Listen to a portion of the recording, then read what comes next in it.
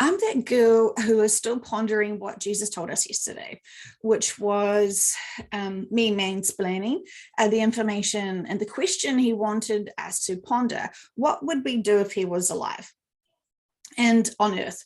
And I sort of thought, well, you already are still alive. Just because you've left your body doesn't mean that, you no longer exist. Your teachings still exist. And, the concepts of loving each other with compassion and supporting each other with honesty and integrity and empowerment is, very much still possibly alive if we make those choices. And so it was more him pondering to himself and ask the questions. Do we still need someone to come to be embodying in a person still to be able to lead and guide us? And, we'll just follow the leader and, wait until it's really popular again to love each other and be kind and compassionate. And then we will fully commit to it. Right now, it's just going to be a hobby because we're still seeing people who are cactuses in our lives and judging them. We're reacting to their reactions to inner work that they haven't been able to love out or heal or overcome from. And often these prickly cactuses are so hurt because of the trauma that they've experienced, either this lifetime or other lifetimes, the confusion of this density, the confusion of being misled in many forms and in many ways. So it's very tempting to react to those prickly cactuses without actually addressing and going in and looking at the actual root cause of such things. And when they're refusing to look at their own inner work, what can we do to help them? Obviously, labeling and judging them is not recommended because it just loops them and makes them grow even more prickles. That we feel like we judge and then we criticize and then we make more excuses to distance ourselves from them. And so while we need to sort of put on our body armor and mittens to kind of love the cactus carefully, we still have to remember that whatever the age where their original big trauma, a pattern occurred or an event occurred, they've sort of got stuck in that time warp of that. So sometimes they can't even mature beyond that because they're just so looping with this event, sort of life and the world ticks on around them. But because they're hurt at that stage, they sort of just get dragged along. Their body ages. People around them age, they make other choices to either introduce children into this world or whatever. Often it's the children that have come in to try and save those parents from actually having to snap themselves out of their loop and their self-centeredness to actually be able to start looking and focusing on the child. And they often get the parent to heal their inner work by having children. And so what you do to your children really is what a representative of what you're trying to do for your inner child, right? And so, how many of you as parents, even pet owners, if you were told to not do something as a child that really pissed you off, or you can't control me, or whatever, I can have dessert before my dinner. How dare you say vegetables first? Blah, blah, blah, blah, blah, blah, blah, blah, right? So have you done anything to try and break the pattern, but you've sort of, you've created a new pattern because you're trying to heal your inner child through your choices as a parent now or a pet owner now. So even in relationships, we will do certain things to almost event and avoid certain events repeating. And so, it's really interesting. We haven't healed from certain things, like for example, let's just say if we've been cheated on, right? Or we've cheated on someone, right? And so future relationships will always come with that sort of either suspicion or guilt or something, right? So if you haven't healed from being cheated on or cheating on someone and actually overcoming all of that, you're going to go into that next relationship already with that inner work still waiting to be addressed and healed. So often people felt so suppressed by their first partners or their first husbands, and really shut down and couldn't speak because that's how their parents treated them. So they accidentally found themselves into a like-for-like relationship with the father, for example, and the husband taking on those roles. And until the person actually heals themselves and releases their throat chakra, or whatever you want to call it, to be able to actually speak their truth, when they've broken the cycle and they've broken those relationships, they will seek people out who will actually be able to hear them, right? And so after years of being blocked, as soon as you start meeting someone they actually can tolerate and respect you speaking, that's so attractive to you, because that is like you've never had that before. And so sometimes we would jump into new relationships with people just on the point of reference that you're getting a little bit more respect. We always should have. And so if we haven't done our inner work and we haven't loved ourselves enough, just that small point of difference could be so big in terms of they may not like the same things as us. They may not, really match with us, but because they just listen to us and accept what we're saying, that's a huge step up, right? That's a huge upgrade. And so that seems really alluring. Of course, all these life contracts are all designed to play out as they need to be, because if we haven't grown and learned those lessons to speak our truth and step up to the partners we're having, to empower ourselves, if we're still suppressing ourselves, we're going to get more and more and more miserable and think it's that person, that guy, that relationship that's causing this. And so the teams are like, they're never going to empower themselves. They're still under this control and manipulation. They're too scared to speak their truth. They're too scared to change. And so they need to have the full change of the relationship, thinking it's the relationship and that person that is doing that to them, when all along, really, it's themselves doing this to themselves. They've limited themselves the entire relationship and did not have the courage to change. It's a very interesting thing, right? From what I was starting to talk about with Jesus saying, what would we be doing things differently if he was here, versus, him just being in a different dimension, hanging out, watching us all and, trying to send us best wishes to what we're cycling in our relationships. So this is the link. Okay, well, that's interesting. So bear with me. There is methods. I was going to say there's methods to my madness, but it's not really madness, is it? It's kind of trying to discuss these really important random things, important and random at the same time, aren't they? And so Jesus was saying, well, the collectives, whomever you, it's not just individuals today.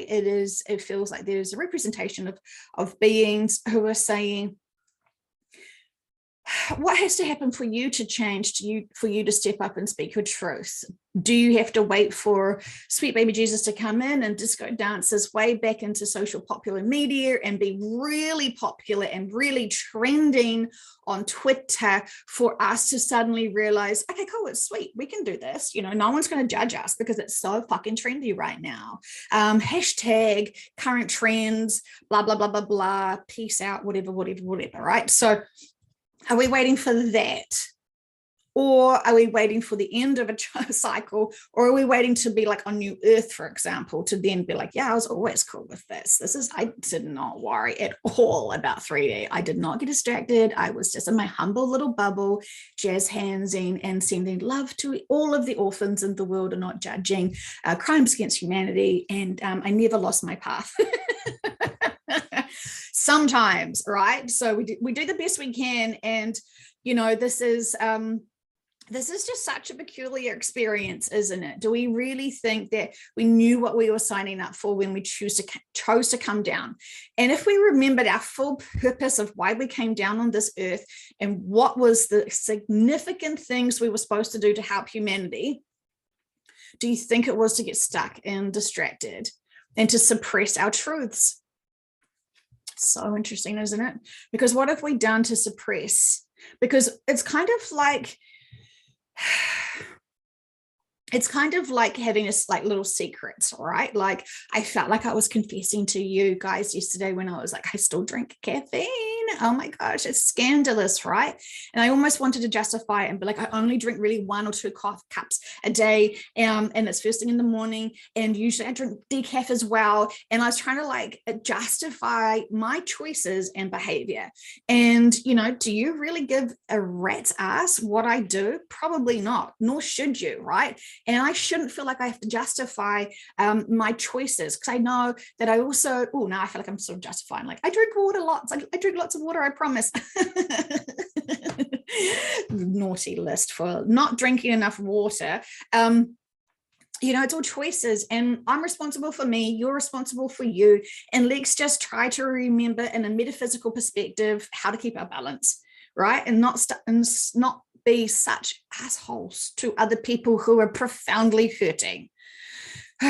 Right? So we have to, if it helps, and I feel like this does help often, when people ask in sessions like, prickly cactuses, husbands, wives, blah, blah, blah, blah, blah, blah, blah, blah, blah, parents, when the subconscious explains what's going on for that person, it can even be an animal, right? I want to tell you about, I don't even know what client it is now, so sorry if this is overbreaching, but a cat wanted to come up and sit on the client. It had been in some fights, and I just thought, oh, that's quite nice that it wants the energy. And I just thought, I wonder if that cat's subconscious has a message for the owner. And sorry, I'm totally getting sidetracked.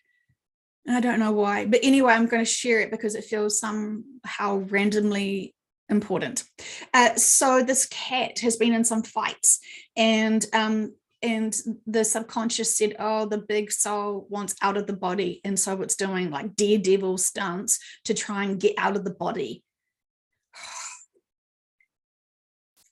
It's a choice. But again, obviously not in your life contract, because it's not working, right? And I'm not trying to dare anyone to see if your life contract is here or now. And I sort of say, please reach out for help if you are feeling super stuck and don't have any other options where you feel like you can carry on, right? Sorry, anyway, it was interesting that the cat wanted exit points, right? And so it needed some healing, and so it got healing energy from this session. So anyway, clients are wanting to know what's going on with those prickly cactuses, right, in their lives. And when the subconscious explains the point of time where that person was profoundly triggered and hurt, the original root cause of it and all the other times, and how that person's got a perspective of the world, because if they were treated so poorly, disrespected profoundly, physically and mentally, and they've never overcome that, they still feel like the world is going to get them, and that's so scary. And then they feel like they don't deserve anything good, and that's so scary. And then they just pile all of this assumptions of negativity onto themselves, and their self-worth just gets lower and lower and lower, where they are just so miserable within themselves. They just are hurting, and all it looks like is just prickly cactuses, right? And so when in sessions, when the subconscious takes the client to see or sense or give the information about how that cactus that was supposed to turn into a beautiful, do you have aloes? Is that what it is called? Where it doesn't have the prickles, aloe vera, right? Where you kind of cut it and slice it, and it's all like juicy, and it's really good for sunburn and a whole lot of sort of stuff, right? So think of a beautiful plant like that's how they were supposed to kind of like form and grow and expand and be really prolific in terms of because they can get quite big, and they have lots of beautiful tendrils, and plants don't have tendrils, whatever, right? So think of a beautiful, soft, luscious, expanding out plant. Doesn't need to have flowers because it's just beautiful on itself. It doesn't need to be a show pony, but it's just growing, and it's very luscious, right? But then something along its way changes for it, and it starts being hurt inwardly, and it starts shutting down, and so it just focuses on itself. It doesn't get big. even though I know there's some big cactuses, usually when they sort of show me these like prickly cactuses, it's just those tiny little ones with like all those mega thorns, right? And they look all soft and you touch them and they're just, you know, a nightmare. So, and I'm just reminded that they're saying there's some really, really, really huge, big cactuses as well, like gigantic, you know, and it's just generational cactuses at this point where they've just had children so miserable within themselves, so hurt with themselves that they're acting out on their children, and it is not empowering the child, but it's giving them the opportunity to still empower. You know, that's why you have some really interesting dynamics with children, because they've come down here to hold that parent accountable, to shine a mirror at that parent and make that parent step up. Challenges, right? Because, you know, you're going to learn more from your children than anyone else, really, because you have to, you know, you always love them. You're programmed to always love them and want the best for them and to be able to empower them. And so when they're reflecting and pushing you and triggering you to grow, you know, most chances are you do grow. You know, you definitely do grow from that, because, you know, you love your children innately. It's like, it's just this thing, you know, just like your pets, you just love unconditionally your pets at a profound level. So anyway, when they show the clients the original cause of this problem for the prickly cactuses, it's almost like they wanted wanting the client to always have in your mindset before you react to these prickly cactuses or how you deal with these prickly cactuses is remind you of the little child that got broke the most and the biggest, and that really changed things. And so it's very interesting. It's a very delicate situation, isn't it? From enabling the prickly cactus to empowering the prickly cactus. And sometimes when they are hurt, you know, it's really hard to navigate it. Am I encouraging, endorsing, and feeding it versus just loving it, right? And it's so hard with those people that get labeled narcissists as well, because they're so self-serving, because they're just so focused on their own pains that the rest of the world's oblivious, because they're just desperately screaming out to the world, I'm in pain and not coping, and I'm afraid that things will be taken from me that I love, so I need to control everything and everyone. And it becomes an addiction and a cycle, and they can't seem to break it unless somehow they were introduced to self-loving themselves and actually feeling that they were worthy of gaining love from others without manipulation and coercion. So bizarre what's coming out. So whomever's needing to hear this today, I send you much love and empowerment and encouragement as you know and intuitively guide your way to supporting people the best way forward. Don't overthink it. Just do what you feel is natural. And sometimes you feel like, well, I've already loved them so fucking much. How come they don't get it yet? And I just say, remember what the collectives have just done. The collectives have just released a whole bunch of people from these connections to very dense energies and collectives who now wanting to be a part of the solution for humanity. So maybe this recent time has finally released them from the density that they couldn't be able to do and serve for themselves. And so now moving forward, they're open to it.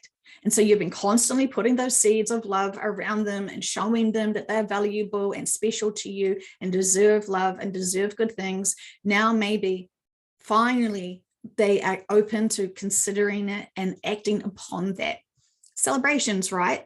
So I know it's draining to constantly boost these people up who then just seem to sabotage their lives back down to where you found them. And we've all had friends, right, that constantly want us to boost them up to then just see them spiral as soon as we stop paying attention to them. They don't seem to want to be able to empower themselves. They just love others to empower them. That's why they always have these constant problems and dramas, because they're wanting attention for you to feel sorry for them, to come save them, uplift them, and then make them feel good while you go home and feel so completely drained because it was a lot that you had to support them with energetically, and you transmuted a lot of the energy that they don't know what to do with. So when you have those sort of friends, instead of sitting at home doing something with them or talking, why don't you try to get them out into nature somehow? And to be able to get them to ground naturally. So instead of you doing all the heavy lifting and supporting them, why don't you try to encourage them grounding? You don't even need to talk about, well, I'm going to just like manipulate you today into ground, but why don't you try to encourage them somehow to actually get out in nature and actually ground themselves? They're going to feel so much better, and they'll actually realize that they don't need you to do all of the inner work for them or release all the density from them. They actually are profoundly able to do it themselves. And that's what is empowering people, is showing them and teaching them they're able to do what they have been needing from you all this time. Right? So instead of just going, I can't fucking deal with you anymore, you're just too much of a drain, we're changing our attitudes, right? We're accepting that we're here to help them and to be of service. Our life contracts, very much so, suggest that we are supposed to support all these people and love and inspire them until they're capable of taking their own wheel and driving happily with empowerment and love, and seeing others that are stuck along the way. So please never give up on people. Sometimes you do need a break, and that's a good time for them to be able to step up themselves. But those energy vampires, and I don't like to use that word, but there's definitely those out there, they will constantly find next victims, right? Because they do not have any will or drive to empower themselves. They may say that they're trying to empower themselves. They may say a whole lot of fake words that have no true integrity, but they're still seeking out their victims, right? And potentially that's their life contract, is to push people and drain people to empower people to grow independently. So lots to be said there, right? But you know what the agendas of people have for you. And like when we just look back and we realize, oh, that was to teach us, and to teach us boundaries, and to teach us a whole lot of stuff, and empower ourselves while not disempowering ourselves, while we're enabling others to take all our energy and drain all our energy and all that sort of stuff, right? We can love everyone profoundly, but we can also be respected, and we can also have balance, and we can also empower others. So, it's a lot of words, and applying it is quite, can be quite a challenge, because sometimes we don't get it right, and then other times we do, but it was a bit over, there's a fine balance. But we are learning constantly if we choose to notice our behaviors and our reactions and what's been brought into our lives. I know people say, oh, I always attract, I always attract the energy vampires. So it's like, so what are you doing then? Because, are you just giving and giving and giving and having no boundaries? Are you just doing everything for them and not showing them or suggesting that they can do it, empowering them that way? Or do you just do everything for them? Because, you're kind of alluring and attracting these energy vampires when you have got that sort of behavior, right? And you don't gain true friends by doing everything for them. You just gain true energy vampires.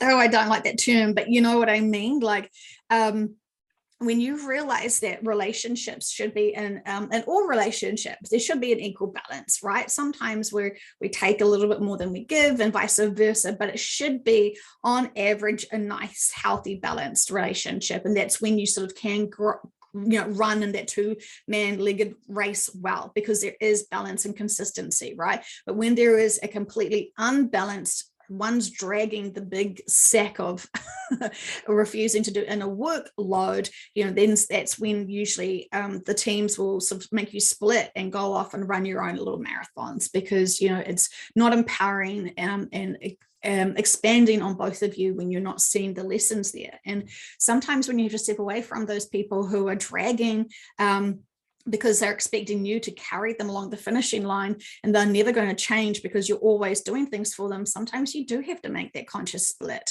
or that physical split. And that can be really emotionally painful, because all you want for that person is to empower themselves. But if we've constantly been like, enabling them, they don't know the difference. They don't know that they can even do it for themselves. So it's very challenging, because we love them so much, but at some point we will get definitely burnt out.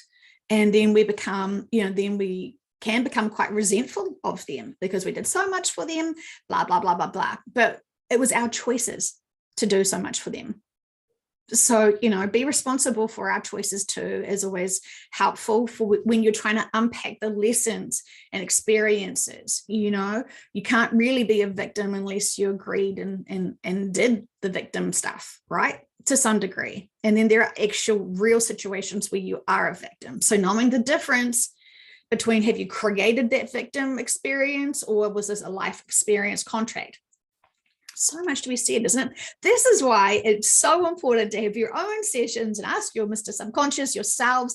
Interns are free, because it's so helpful to be able to understand, oh, that was the point of that fucking nightmare hot mess experience in that old relationship, or whatever, right? Just being able to get the keys of information to be able to understand those lessons in a bigger perspective helps so profoundly.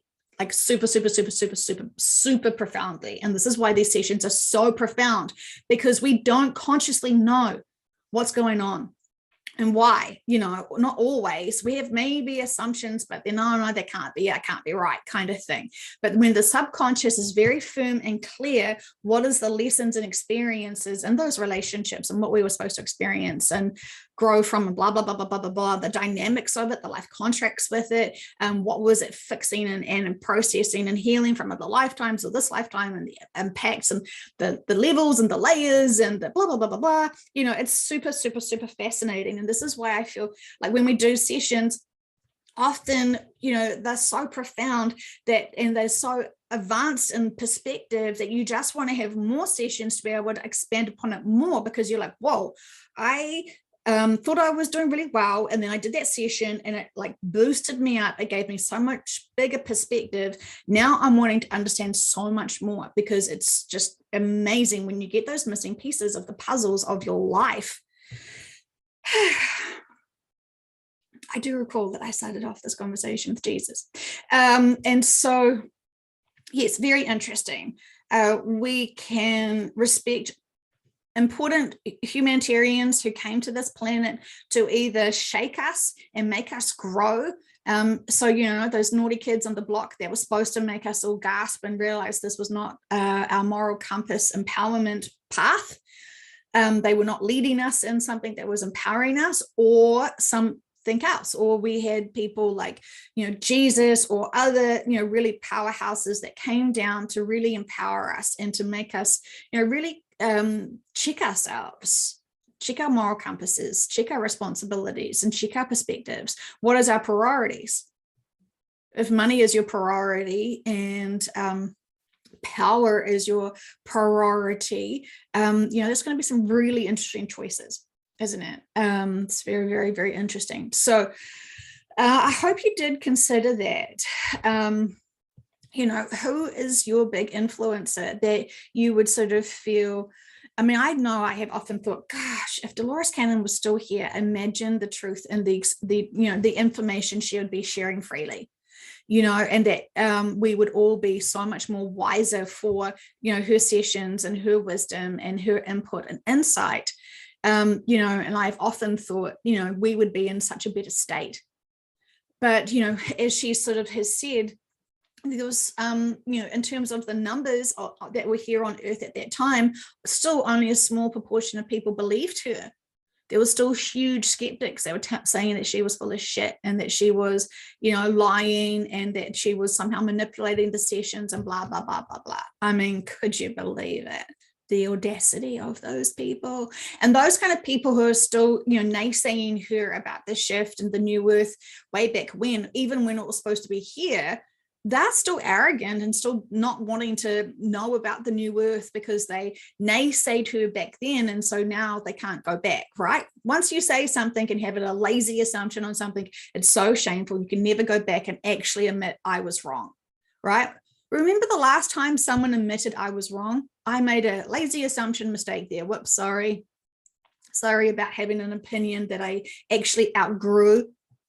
Became untrendy to have such a limited perspective. And so now I'm actually stepping up with my responsibilities of my metaphysics. And because I've done so many quantum sessions, because I found some amazing interns that were free, now I've grown maturely and I understand what my subconscious is trying to tell me.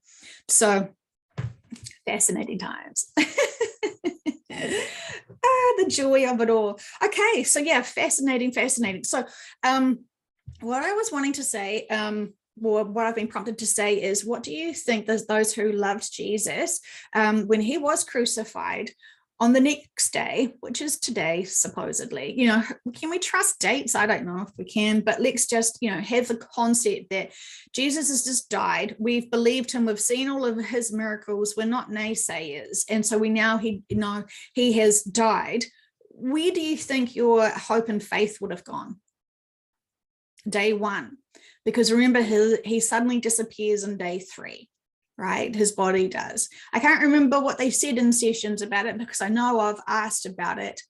I think the Essenes took his body because he had died, and they didn't want his body to be paraded around as a trophy that they had killed the Son of God. So I think his body was taken, and then his energetic body, his light body, his fantastic, disco dancing body, that's so in awe because he's come in with his big light body and he exposes himself. He had robes on, okay, you perverts. Oh, that was just me thinking, exposing himself. Okay, cool. That's all good. Sorry. Okay, so he revealed himself, I should say. Okay, that's better. Sorry, people. So when he revealed himself to the soldier who had had that amazing experience with him, who couldn't understand why Jesus wasn't screaming and begging for his life, and Jesus was really calm and reassuring him, it's going to be okay. It's going to be okay. And so he had that profound experience where he saw Jesus in his light body, and it just completely broke him emotionally because he suddenly realized he had done something super bad. And he was so humbled, and Jesus instantly said, "You're forgiven. You do not know what you do." And it was just a profound experience. And I think that it was really, really, really interesting. And I've really appreciated experiencing those personally in sessions, because there was so much other emotions going on there.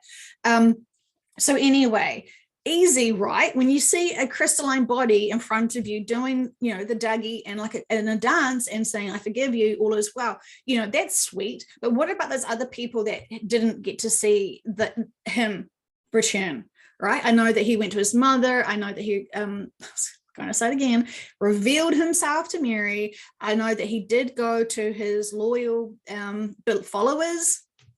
I don't know if he really wanted followers, did he? I think he just wanted to empower everyone and be equal, to realize that everyone could make choices to be, good guys, and not other things. Anyway, I'm not going to name names. So those people who didn't see him, first of all, if you saw a crystalline body, you would probably think you've gone crazy, right? You would never want to talk about it to people, because you would be like, "Oh gosh, nope, I'm definitely Betty now. I'll email Joe on the way to the mental institution because I've lost it." And that's tragic, because, we don't get given these experiences just to doubt ourselves. We are supposed to respect them and be able to push away the fear and the worry, and then just think, what is the significance of seeing these events? Crystalline bodies, or the illusion of crystalline bodies, or something so profound in my mind's eye that I wasn't dreaming. It was very, very, very, very, very lucid dreaming, and I'm still awake, and it was like a daydream that sort of took me away somewhere for a minute, and I came back, and now I remember every detail of that, and that was quite intensive. Don't dismiss that stuff, my friends. Peer pressure you to respect that situation, because it's profound, and it is not to be wasted upon, right? So anyway, enough lecturing. I can hear my children running around. Okay, sorry about that. I'll get a wriggle on. So in terms of those people who didn't get, great that you got to see Jesus in his light body, fantastic. That would have really helped you understand that there is no such thing as just, one single serving lifetimes, right? We get many incarnations. And when you leave the physical meat sacks, your soul is then bigger, and it is more jazz handsy and more illuminescent and more light bodies. And, it's fantastic, right? It's super relieved that it did the best it could. And, Jesus did the best he could. He never judged people for not trusting in him and not making the choices to empower themselves, because he could see how in terror they were and how in judgment they were and how they believed in lack, and they didn't remember enough about their high dimensional selves to have faith. And so, faith is a really hard one because we demand proof. Always, right? Demand proof. And so this is why it's fantastic when we are listening back to the sessions that we have done, where we are seeing the tangible proof now. And it's not like our impatient, like, excuse me, we wanted it last year kind of proof, right? These things take time. And, as everyone's still, do I want to awaken to humanity's crimes? Ask me tomorrow. People are very slow to this because, once you awaken, it's a big deal. And so it's quite nice and easy just to go off the flow and be ignorant to everything, right? That's a fantastic choice. And I can understand why lots of people have chosen to do that. No judgment, I promise. So anyway, getting back to the point, Jesus dies, right? And so where do you have the faith of what's happening to him? And so if you know about this great man, what's going next? What are you feeling? What are you thinking? You're in shock that this great person who healed you, who treated you like a valid person, even when you had leprosy, and who was kind to you and made you feel like you're special because you are special, but you forgot about it because no one else was reminding you, and you couldn't remind yourself because you'd been surrounded with negativity. What do you do with that, right? And so my thoughts today are, how would people have processed his death? The in-between times before people, were like, his body's gone, guys. And, Mary and a whole bunch of other people saw him doing, I don't want to mock it and say disco dancing. I'm sorry, I'm trying to add some humor in there just because he is, he's really funny. He's really got a great humor. And he's said before that he'd have to have great humor because have we seen all of the art about him? Because, we don't always like self-portraits, do we? And so, a man of a million faces and a million bodies. And sometimes he has abs and sometimes he doesn't. And that is all fine, right? Whatever you want him to look like and feel like, that's perfectly fine for you. So anyway, getting back to the point, sorry, this is supposed to be a short one. Sorry about this. So how were people processing this information, right? He's just died. They don't know that he's going to be resurrected, and they're just in this shock and awe. Do you think some of them would have felt bad that they didn't step up and try to support him more? Or were they like, oh, thank goodness we weren't part of that crowd because look what happened to him? It's curious how people how they want to support or not support profound light workers. And Jesus came in with these great messages of loving each other and supporting each other, and unfortunately that wasn't the current trend. Now we can all empower each other and empower ourselves and support others, and keep on carrying those messages. It doesn't have to sound as cheesy as, oh, Jesus told me to do so, but there are other amazing people. I mean, Dolores, I often would refer to her, as my most iconic person for humanity, because I just thought what she had done for humanity and the information she's put forward is fantastic and profound, especially when I know my clients have never heard of Dolores Cannon's certain books and information, and they don't know anything about the answers of certain things that are really struggling, and then their subconscious says the same information. I love consistencies, right? I love this information, and I love understanding why certain collectives got different information, and just being neutral and acceptance of the information that I get is appropriate for me and my clients and all that sort of stuff. And it's, really helps us get that out inner peace. And that is profound, because inner peace is where it is at. It is so freaking trendy right now. because we can see those people terrified of nuclear war and all of this other stuff, and trying to figure out how they can like heal the planet and, you know, reverse nuclear waste that's been hemorrhaging into the ocean for the last decade. You know, they're really struggling to understand how they can keep power going and how they can feed the world and all this sort of stuff, while they keep getting distracted with really nonsense, distracting things that look all shiny and new and, you know, don't give us any responsibilities to have to focus on and work on. So there's that. Okay, I'm going to go. But how are you processing these events and these times? Why are we still observing this? And are we remembering the concepts of loving each other and respecting each other, that there is life after death, that there is so much information out there now. It can't really be such a taboo conversation anymore. And when you respect other people's hobbies and choices and interests, you should be able to trust that they could respect yours, because you're not trying to sell it to them. You're not trying to convince them of anything. You're just sharing your truth, sharing what you feel helps you process all this busyness, all these distractions, all this fear mongering that can look very attractive when we are, you know, not noticing what the manipulation and the agenda is for that. So, okay. Go and have fun. Go and drink lots of water, jazz hands, find joy, find some pretty plants and honor them for their service to lift up and brighten your day. Honor those prickly cactuses who need your love and attention and support, and empower yourself with grounding and seeing if you can get out into nature and just noticing the relaxation of the breath and removing any tensions that you're holding in your body. Don't tense your body. Be kind to your body. Relax yourself into your body. Go with peace, my friends. I love you so much. I want the best for you all.